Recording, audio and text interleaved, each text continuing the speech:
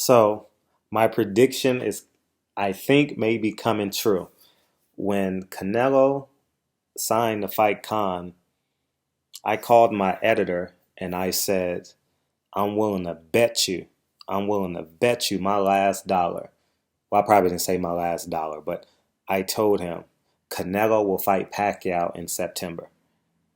That's the only fight they can make that makes sense, that keeps Canelo a huge draw. And I heard Bob Arum at Pacquiao's media day today saying uh, he's seeing how the world will respond to it and see if he can get Oscar De La Hoya to respond and or commit to it. I knew that fight was going to happen. You hear the conviction in my voice, but man, I was, it just made too much sense. And but I also gave him a rebuttal. Only if either of the two can't get Floyd Mayweather. That's the only way Floyd Mayweather is A versus either of the two. And if they don't fight Pacquiao versus Canelo, September, Mexican Independence Day, that is a humongous fight. And then we roll into November, we got Ward and Kovalev. But I called that fight. And hopefully for me, that fight happens. And imagine if Pacquiao retires De La Hoya and his best fighter years apart, that would be astounding. But I know if I'm Oscar De La Hoya, I want no parts of um, Canelo.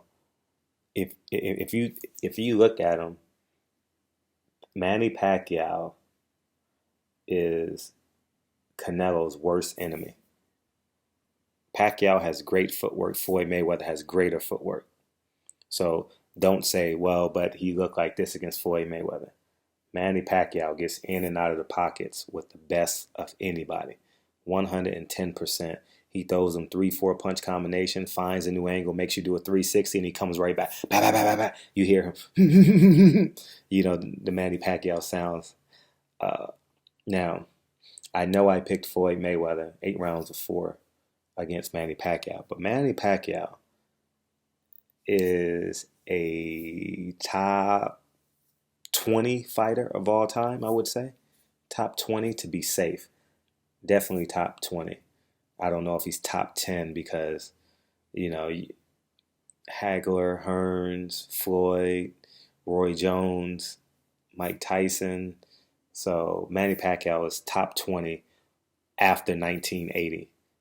And we'll add uh, Muhammad Ali and George Foreman, both careers, George Foreman. So I'm not sure if he's a top 10 fighter. You guys tell me if Manny Pacquiao is a top 10 fighter. It's hard to put him in the top 10, you know. Top 20 would be a safe bet since 1980. So because I don't want to get into the Joe Louis conversation and the Willie Pep conversation and, you know, Jack Dempsey, Jack Johnson. I don't know them guys. I've only seen, be honest with you, clips. I've seen some fights, but no, not I haven't been consistent in it. But getting back to Manny Pacquiao and Canelo, you know how much fun that fight would be to cover? The reason being is because all the major players are a part of that fight, with the exception of Floyd Mayweather. I would pick, ironically enough, I would pick Manny Pacquiao right now to win that fight. I would pick him to win that fight 9 rounds to 3, 8 rounds to 4, somewhere in there. He just gets in and out of the pocket. Canelo does a good job at playing defense if his feet are stationary. But Manny Pacquiao does a great job at relocating in the ring. If you watch his fights, he did a great job with this with Brandon Rios. Well, I know you guys will say, well, who the hell is Brandon Rios? In comparison, he did a great job with Algieri. Just had Chris Algieri just on in the spin cycle. He does this with all his fighters, and he fatigues you. Now we're gonna get a great idea of who he is against Timothy Bradley. But once you punch Timothy, I don't care what Teddy Atlas does or say. Once you punch Timothy Bradley, he knows only one way to go. And if he goes like that, I think Manny Pacquiao has the advantage I don't know who I'm going with on that fight. Here's what I do, guys, so you guys don't know. If since I get free tickets to the fight, to all the fights because I cover the fights, I I I typically bet my ticket money at minimum on a fight. So if since I'm going to the Manny Pacquiao, Timothy Brown, I'll bet my ticket money $100, $200, and I'll put it on the fighter. And if I win, I win. If I don't, I don't. Uh, but that is an interesting fight. I don't think Oscar De La Hoya would make that fight happen, but Bob Arum is doing a hell of a job at throwing it to the open air and see if it sticks. He's doing a hell of a job. It's free. It's a great time to do it. It's a great time to do it because we have Canelo coming in, but Amir Khan is a live underdog. You know, right now, if I was in Vegas and that fight was tomorrow, I would bet Khan if it's over 300 plus 300, I would bet. I don't know what the odds are. I haven't looked at it yet. But if the odds are plus 300, I would definitely bet Khan just because it makes sense. You get what I'm saying? I bet 100, I get 400 back. It makes great sense. So, uh, well, let me know what you guys think. Pacquiao, Canelo. I'm glad I called that fight. I called that fight. I'm happy that they are now actually talking about it. Um, no way in hell Marquez comes back and makes that fight. So let me know what you guys think. Barbershop conversations. I'm tooting my own horn because I knew that this. I guessed this fight, and I didn't guess Amir Khan Canelo. I'm not even gonna pretend to say I knew that. But I know HBO has no fights, and in order to compete with PBC got man, PBC got fights after fights. They have the best B-level fights probably in boxing history. You know, just consistently B and above fights. I mean, Thurman Porter is an A-plus fight, but if you throw Broner in there with anyone, it's a B-level fight. If you throw Danny Garcia in with anyone, it's a B-level fight minimum. So B-level fights are worth watching. You know, Ashley Theophane is a live underdog. Ashley Theophane, I'm sorry, I'm jumping. I'm just excited. You know, it's late at night. I just lost my damn basketball game, but it's okay. Shit. I was playing with I was playing with the Watsons and oh man, I fucking played terrible. But anyways, we're not gonna talk about that. Um, where am I? I'm so disgusted with myself right now. Um, what was I talking about right now? I completely lost my train of thought. Ah, that's how frustrated I am. But getting back to oh, B-level fights. You know, so anyone that they put in is a B-level fight in comparison to HBO and had to stop the video. I remember what I was talking about. Ashley Theophane. If Ashley Theophane can win the clinches, you guys are saying, "Oh, that's not tactical. That makes no sense."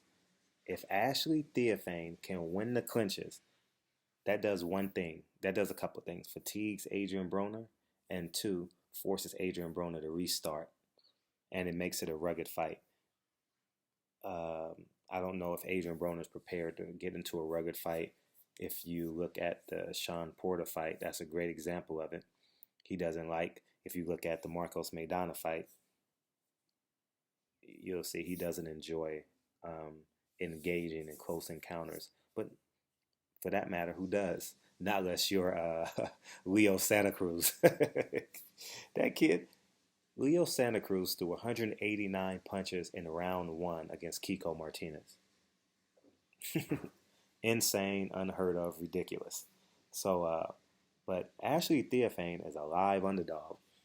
If you can get those odds over, it has to make sense financially, you know, because we're not betting millions of dollars, right? We're betting to pay a phone bill, get gas for the month. Um, well, at least that's what I don't bet thousands of dollars. Um, I'll bet to pay a cell phone bill, um, bet to get gas money for the month or something, you know, pay for my expenses while I'm in Vegas or something like that, but nothing really extravagant. But if you can get great odds on Ashley Theophane, don't take yourself out to dinner and put the money on Ashley Theophane. Buy a TV dinner and watch the fight, as opposed to buying a 6 pack and a large pizza from Papa John's. Put that $25 on Ashley Theophane. If it's 4-1, you get 125 back. You know, that would make sense. He's a live underdog if the odds are high. If the odds aren't high, he's not a live underdog. I wouldn't take. I don't know what the odds are, but this is Barbershop Conversations, and damn, I lost. I can't believe we lost that game. But anyways, D'Angelo Russell is an asshole. What else is going on? Uh, what else is going on in the world? Donald Trump is our next president. Oh man, oh man. But anyways, life is good over here. Hope you guys have a great rest of the week. We got Broner Friday. We got the weigh-in tomorrow. I'm interested to see what Ashley Theophane looks like. I really don't know what he looks like. I've seen him in his other fights, but I've never seen him get on the scale for a fight. So I'm real interested to see what he looks like. He looks real lean. He looks good in the suit. So Barbershop Conversations, it's going to be an insane. The weigh-in will be worth your while to watch tomorrow, just because Floyd Mayweather will be there. With Floyd Mayweather there, I'm interested to see how he'll respond to Adrian Broner, and how much confidence with Floyd being present will that give Ashley Theophane. You get what I'm saying? So it's going to be interesting. If these reporters can ask the right questions, you can get a lot out of Floyd Mayweather tomorrow. Because Floyd Mayweather will be a little bit more open tomorrow. He's being challenged. Adrian Broner is pushing him, in terms of the verbal soiree. You know what I mean? So Barbershop Conversations. And I'm going to go work on my jump shot, my defense. So I got 2 games this weekend. So hopefully I can be a better basketball player. But Barbershop Conversation, appreciate you guys. How many weekend warriors I got out there? Basketball was my first love. Before I even kissed a woman, I probably kissed the basketball. So Barbershop Conversations, I appreciate you guys' support. And Pacquiao, Canelo, September.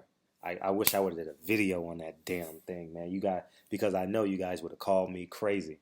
I know everyone was like, that fight wouldn't happen. Pacquiao's too small. Pacquiao probably walks around at 150. For real. He has no issue making weight in between 140 and 147. He came into Floyd Mayweather 145 and a half or something like that. So Barbershop Conversation. And he came in the night of 151, I believe. So he probably weighs between 150 and 155 on any given day. So that means for that fight, he literally can eat anything he wants and make weight the last 2 weeks. So he can put on a lot of muscle. I'm not sure he will. He knows how to fight a big fighter. He beat De La Hoya. He beat Margarito, Cotto, everyone else. So Barbershop Conversation. Appreciate you guys' support. Let's get it in. Have a great week. Watch the weigh-in tomorrow. It should be exciting. I'll talk to you guys tomorrow. Peace, guys.